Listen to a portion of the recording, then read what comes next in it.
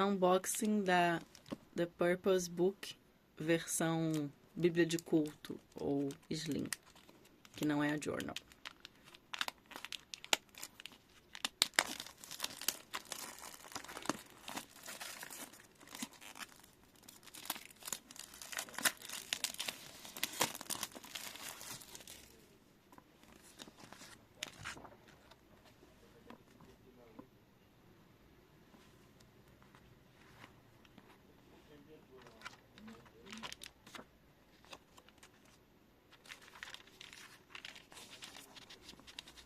Almeida, século XXI.